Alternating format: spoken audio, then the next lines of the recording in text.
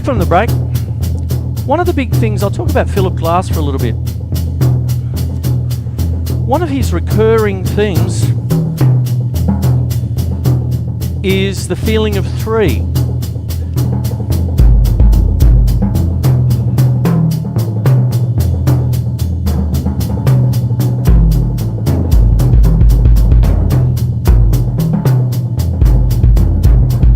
And as well as 3,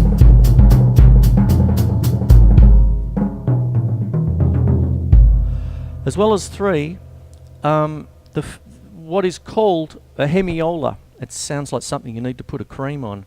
But a hemiola is essentially the clashing of 3/4 time signature in the classical sense, 3/4 against 6/8. Now 3/4 has 6 eighth notes in the bar, 1 and 2 and 3 and, in 3 groups of 2. 6/8, a compound time signature, has the same 6 eighth notes in the bar, sort of thing, except they're in 2 groups of 3. What this does is creates what the old classical dudes in wigs centuries ago started to call a hemiola. And what it is when you've got 3/4, you're essentially playing 1 2 3 1 2 3 1 and 2 and 3 and 1 and 2 and 3 and 1 and 2 and 3 and 1 and 2 and 3 and 1 and 2 and 3 and 1 and 2 and 3 and 1 2 3 1 2 3. When you're playing 6/8, 1 and 2 and 3 and 1 and 2 and 3 and 1 and 2 and 3 and 1 and 2 and 3 and or 1 2 3 4 5 6 1 2 3 4 5 6 1 2 3 4 5 6 1 2 3 4 5 6. So when you actually put them both together,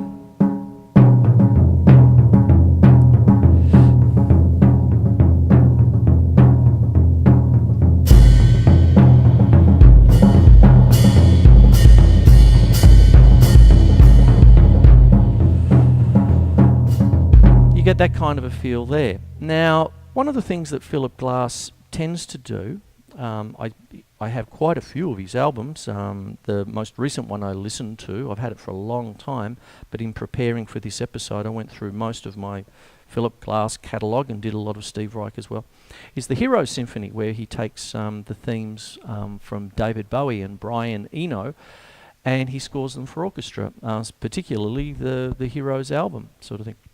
So what goes on is what you've got is this feeling of 3, as I said.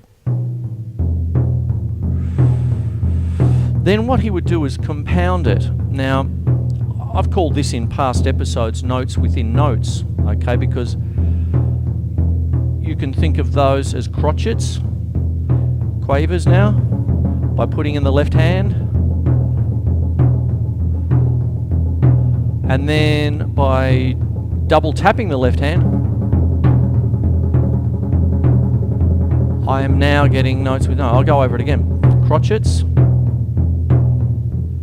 quavers, then triplets. See how that works? Now, by adding the bass drum as the hemiola, I just love the sound of it. Hemiola. Here, buy Hemiola cream, $2.99. Sorry. Anyway, so there's that. Now, because I'm putting the hemiola, I am now essentially getting what many could call a 3 against 2 polyrhythm. So this is 3 against 2. When I'm putting in the left hand, it turns it into triplets, really. 1 and a 2 and a 3 and a 4 and a 1 and a 2 and a 3 and a 4 and a 1 and a 2 and a 3 and a 4 and a 1 and a 2 and a 3 and a 4 and a... But when I turn the left hand into double taps, all of a sudden we get this interesting concept called non-uplets, which are 9. Okay, I'm playing 9 notes because I'm tripletizing the triplet, if you want to think of it like that. See what's going on there? So essentially with the hemiola, I'm now getting 9 over 2 polyrhythm.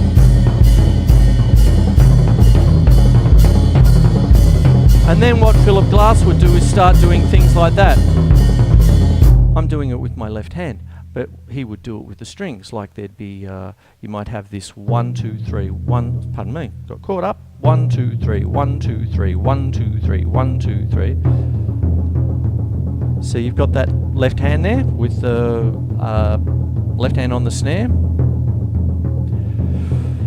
And then, because I've got 3 with the right, I might take that Hemiola idea, but put it between 2 objects, like, you know, my snare and my first tom here.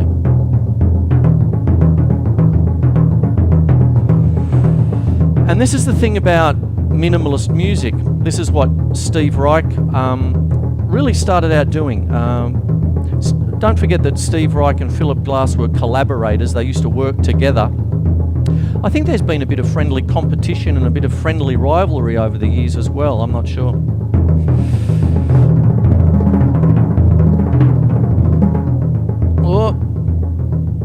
But when you're doing things like that, you would create a hypnotic effect and then you'd layer, okay?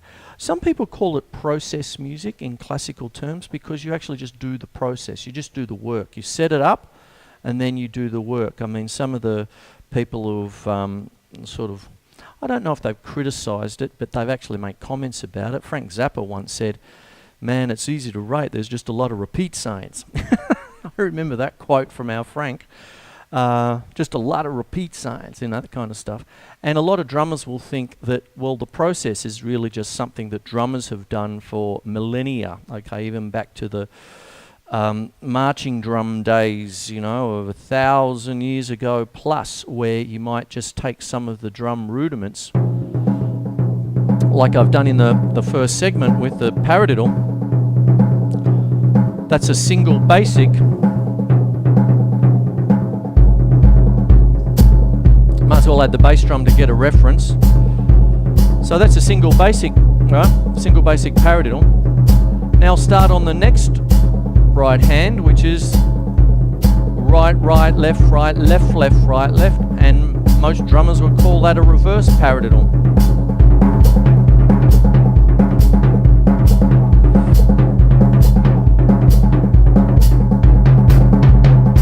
Then you can have a outwards paradiddle where you start on the next one, where it'll be right, left, right, left, left, right, left, right, right, left, right, left, left, right, left, right, right. So you get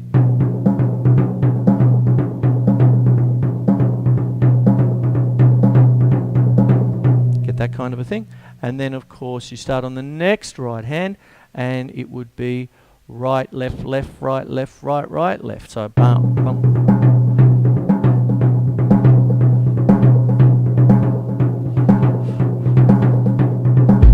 All very interesting rhythms, and that's the beauty of paradiddling. Okay, there you are.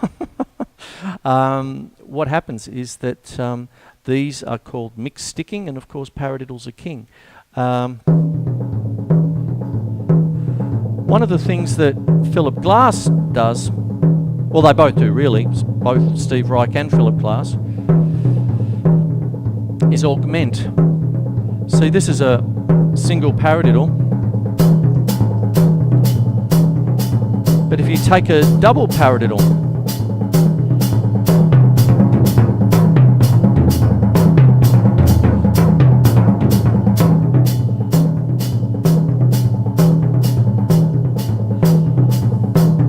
back to the single, see what happened when I dropped into the double. I'll do it again. There it is there. So,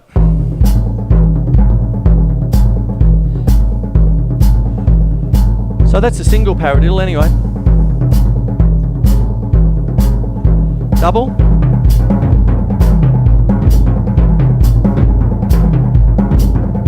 Back to single.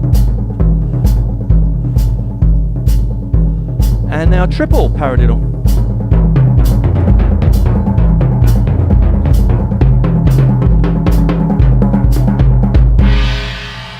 And I suppose more again after the break. Okay.